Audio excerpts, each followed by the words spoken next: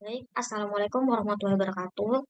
Kami dari kelompok 4 akan mempresentasikan tentang kontrol kualitas tian jamu radang sendi. Next.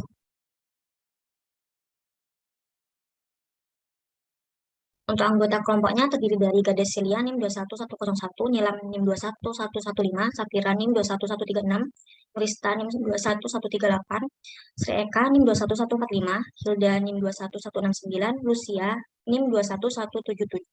Next. Selanjutnya akan dijelaskan oleh teman saya.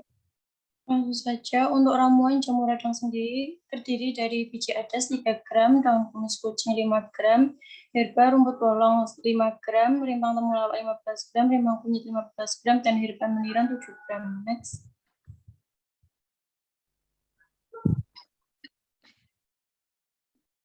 Untuk pendahuluannya, pengendalian kualitas atau kontrol kualitas sediaan jamu merupakan suatu usaha yang dilakukan untuk memperbaiki dan meningkatkan mutu produk jamu untuk memenuhi kebutuhan konsumen. Hal ini dilaksanakan agar mencapai tingkat kepuasan konsumen dengan biaya yang efisien menurut Indriastuti 2017. Standarisasi merupakan suatu persyaratan yang dapat digunakan sebagai perwujudan reprodusibilitas terhadap kualitas farmaseutis maupun terapeutik. Dalam upaya standarisasi tersebut perlu dilakukan persyaratan standar yang diharuskan peraturan dan perundang-undangan yang berlaku. Menurut Perpepom nomor 32 tahun 2019 pada pasal 8 ayat 2, parameter kontrol kualitas sediaan jamu terdiri dari organoleptik, kadar air, cemaran mikroba, aflatoksin total, cemaran logam berat, keseragaman bobot, waktu hancur, volume perpindahan, penentuan kadar alkohol, dan pH. Next.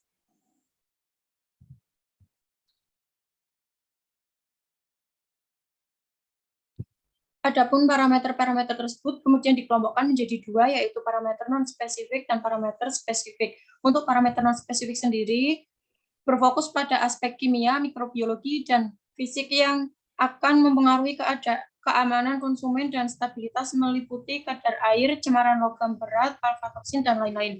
Parameter spesifik berfokus pada senyawa atau golongan senyawa yang bertanggung jawab terhadap aktivitas farmakologis. Analisis kimia yang ditujukan untuk analisis kualitatif dan kuantitatif terhadap senyawa aktif. Next. Yang pertama, saya akan menjelaskan mengenai biji adas. Sebagai berikut taksonominya.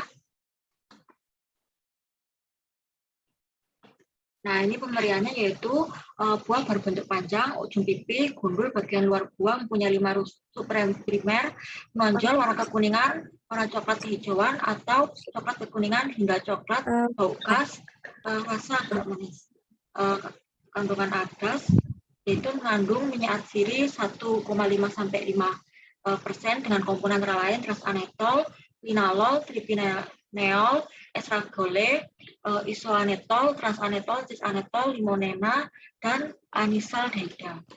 Nah, mikroskopisnya yaitu sebagai berikut. Nah, kromatografinya sebagai berikut. Nah, ini merupakan struktur dari transanetol. Nah, pola kromatografinya sebagai berikut. Nah, parameternya non-spesifik yaitu susu pengeringan tidak lebih dari 10%, abu total tidak lebih dari 13,1%, abu tidak larut asam tidak lebih dari 2,7%, saldi larut air tidak kurang dari 12,4%. Selanjutnya akan dijelaskan oleh teman saya. Baik, selanjutnya untuk daun kumis kucing dengan nama latin Otosipon stamineus. Next. Daun kumis kucing ini memiliki kandungan senyawa-senyawa flavonoid, polimetoksilasi terpenoid, terutama diterpen dan triterpen, serta senyawa fenilpropanoid. Flavonoid yang sering digunakan pada isolasi ekstrak daun kumis kucing adalah sirensetin, eupatorin, 3-hidroksi5674 tetrametoxyflavons, 20 hingga 23 tetrametylsutelarein, 20 sulfagenin, ladanein, fomifoliol, dan skutelarein tetrametyl etar. Next. Untuk parameter spesifik dari daun kumis kucing, pemerian berupa simplicia berbentuk helaian, rapuh, bentuknya bulat telur, lonjong, belah ketupat, memanjang atau lidah tombak, tidak memiliki bau dan memiliki rasa agak pahit. Next. Secara mikroskopis, daun kumis kucing ini memiliki epidermis atas dengan rambut penutup, dapat dilihat pada gambar. Epidermis bawah dengan stomata dan rambut sisik, rambut penutup, dan berkas pengangkut dengan penebalan tipe spiral. Next. Untuk senyawa identitas pada daun kumis kucing ini, kandungan utamanya yaitu sirensetin, di mana kadarnya tidak kurang dari 0,10%. Untuk kadar sari larut air tidak kurang dari 10,2%, kadar sari larut etanolnya tidak kurang dari 7,2%. Next.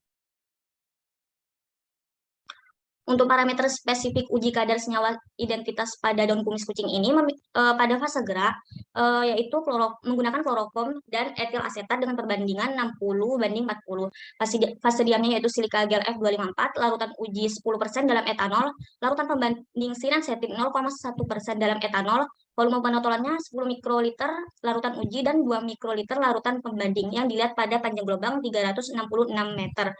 Di mana evaluasi KLT ini dapat dilihat bahwa simplicia daun kumis kucing ini memiliki RF yang pertama, node pertama yaitu 0,5, node kedua 0,69, node ketiga yaitu 0,8. Next. Untuk parameter non spesifik pada daun kumis kucing, yang pertama ada susut pengering dengan syarat tidak lebih dari 10%, kadar abu total dengan syarat tidak lebih dari 10,2%, kadar abu tidak larut asam dengan syarat tidak lebih dari 3,4%. Next. Selanjutnya akan dijelaskan oleh teman saya. Untuk yang selanjutnya adalah herba rumput bolong atau Equisetum debile. Next. Untuk kandungan dari rumput bolong, yaitu beberapa senyawa seperti asam kersik, asam oksalat, asam malat, asam akonitat, asam tanat, kalium, natrium, tian. Rumput bolong ini juga mengandung megastigman glukosida, fenol glikosida, lignan glikosida, flavonoid, fenilhexandebilitriol, neolignan glukosida debilignanoida, dan equisetumin. Kemudian kandungan flavonoid, sterol, saponin, dan tanin pada rumput bolong memiliki aktivitas antiinflamasi dan antioksidan. Mekanisme antiinflamasi dari rumput bolong mempengaruhi susunan saraf pusat seperti narkotika dan perifer seperti NSAID. Namun untuk mekanisme pastinya masih menjadi pertanyaan. Next.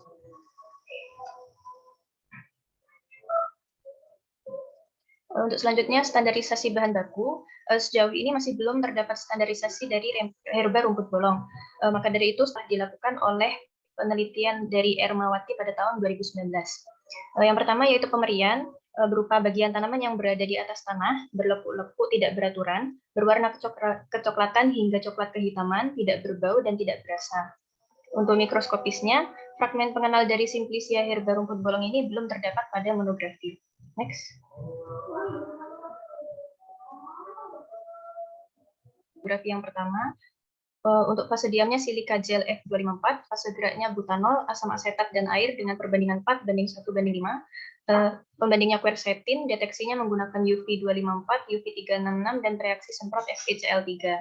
Berikut adalah hasil dari kromatografinya untuk RF pembanding quercetin yaitu 0,28 dan 0,35.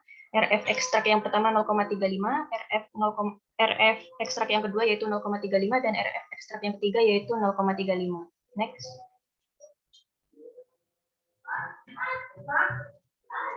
Berikut adalah pola kromatografi yang kedua. Untuk fase diamnya menggunakan silika gel F254, fase geraknya menggunakan kloroform dan metanol dengan perbandingan 9:1. Pembanding yang digunakan adalah kafein, dan deteksinya UV254, UV366, dan reaksi semprot Dragendorf. Untuk hasilnya, RF pembanding kafein 0,28, kedua 0,28. Next. Kemudian berikut adalah pola kromatografi yang ketiga. Fase diamnya silika gel F254, fase gerak kloroform, metanol, dan air dengan perbandingan 4:1:5. Pembanding yang digunakan saponin, deteksinya UV254, UV366, dan reaksi Lieberman-Burchard. Berikut untuk hasilnya, RF pembanding saponin 0,38, RF ekstrak yang pertama 0,42, dan RF ekstrak yang kedua 0,41. Selanjutnya yaitu rimpang temulawak. Next. Berikut untuk taksonominya. Next.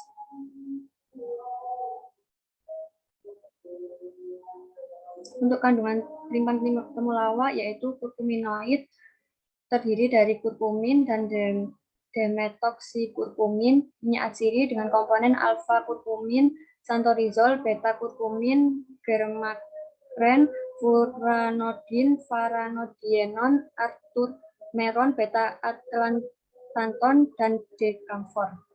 Untuk pemeriannya yaitu berupa irisan rimpang, keping tipis, bentuk bulat atau agak lonjong, ringan, keras, mudah patah, permukaan luar berkerut, warna coklat kuning hingga kecoklatan. Bidang irisan melengkung, tidak beraturan, tidak rata, sering dengan tonjolan melingkar, ada batas antara korteks dengan silinder pusat. Korteks sempit, bekas patahan berdebu, warna kuning jingga hingga kecoklatan, jingga terang. Bau khas aromatik, rasa tajam dan pahit. Next. Untuk mikroskopisnya, yaitu fragmen terdiri dari amilum, parenkim korteks, sklerenkim, berkas pengangkut dengan penebalan tipe tangga dan jaringan bagus. Berikut untuk struktur senyawa santorizol. Next. Untuk pola kromatografinya terdiri dari 2 pola kromatografi. Untuk pola kromatografi yang pertama yaitu menggunakan fase gerak toluen p-etilasetat. Fase diamnya menggunakan silika gel 60F254. Larutan pengujinya 0,1% dalam toluen. Larutan pembandingnya santorizol 0,1% dalam toluen. Volume penotolannya 20 mikroliter larutan uji dan 5 mikroliter larutan pembanding. Deteksi yaitu biru permanen, LP, dan amonium hidroksida B. Berikut untuk RF-nya. Next. Untuk pola kromatografi yang kedua, yaitu fase geraknya menggunakan kloroform P-metanol dengan perbandingan 95:5. Fase diamnya silika gel 60F254, larutan pengujinya 0,1% dalam toluan P. Untuk larutan pembandingnya menggunakan kurkumin 0,1% dalam toluan P, volume penotolannya 10 mikroliter larutan uji dan 5 mikroliter larutan pembanding. Deteksinya menggunakan UV 366. Berikut untuk RF-nya. Next.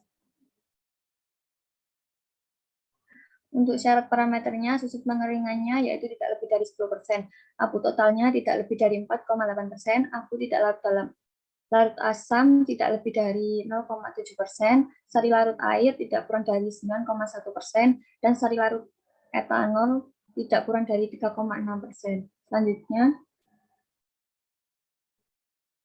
akan dijelaskan oleh teman saya. Selanjutnya yaitu rimpang kunyit atau Curcuma domestica. Next. Kandungan dari kunyit ini yaitu kurkuminoid. 4 fitokimia kurkuminoid yaitu ada kurkumin 1 94%, kurkumin 2 6%, kurkumin 3 0,3% dan kurkumin 4. Kandungan kimia yang penting dalam rimpang kunyit yaitu kurkumin sebanyak 3-4%, minyak atsiri 5,8%, yang terdiri dari papelandren 1%, sabinen 0,6%, sineol 1%, borneol 0,5%, singiberin 25%, dan sesquiterpen 53%. Arabinosa, fruktosa, glukosa, tanin, dan mineral. Selain itu juga mengandung mono dan sesquiterpen termasuk singiberin, kurkumen, alfa, dan beta turmeron. Senyawa identitas dari rimpang kunyit yaitu kurkumin. Next.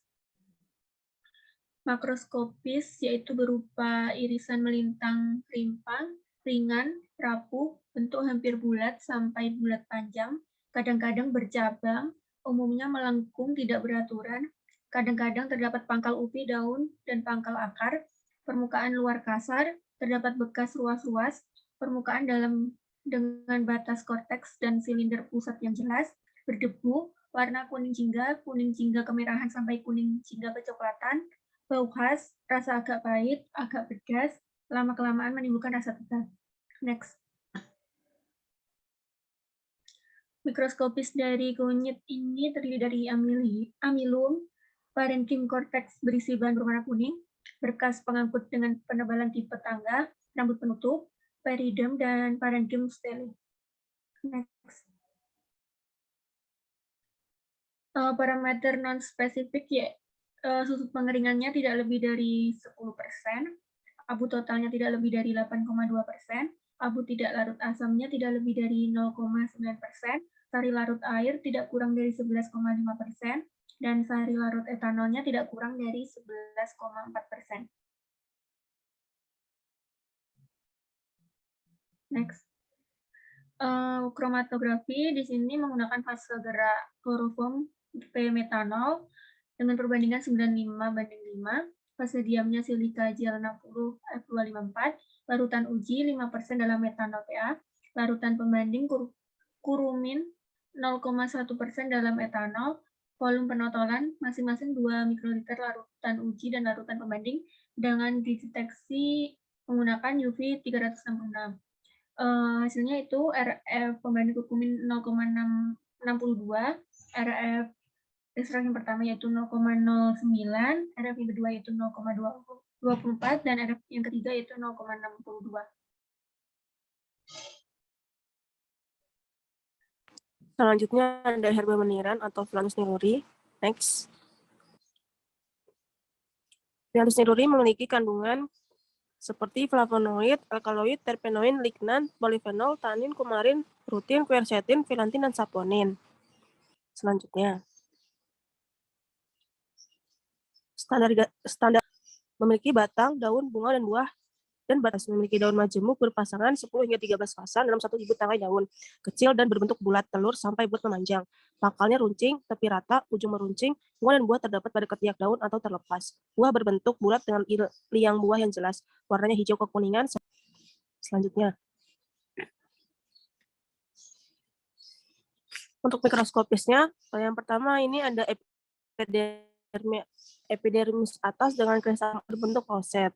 Kemudian epidermis atas dengan kemudian ada epidermis bawah dengan stomata. Dan nomor 4 ini merupakan mikroskopis dari kulit buahnya, dan yang nomor 5 ini merupakan kulit biji dari tampak tangensial. Next.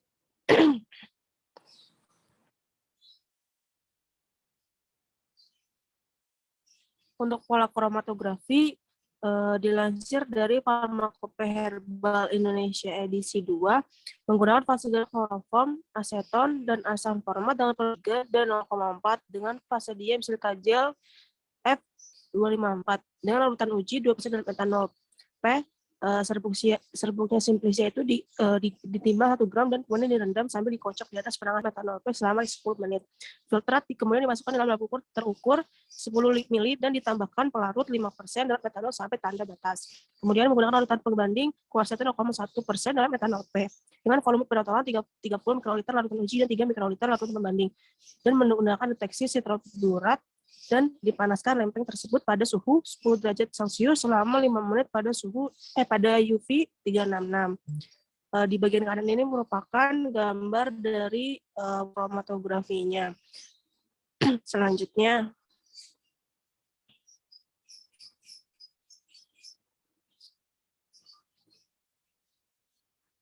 parameter non-spesifik dari Farmakope Herbal Indonesia edisi 2. Yang pertama ada susut pengeringan tidak lebih dari 10%, kemudian abu totalnya tidak lebih dari 7,2%, abu tidak larut asamnya tidak lebih dari 1,2%, dan sari larut air tidak kurang dari 20,3%, serta sari larut etanol tidak kurang dari 10,5%. Next. Sekian presentasi dari kelompok kami. Kurang lebihnya mohon maaf. Wassalamualaikum warahmatullahi wabarakatuh.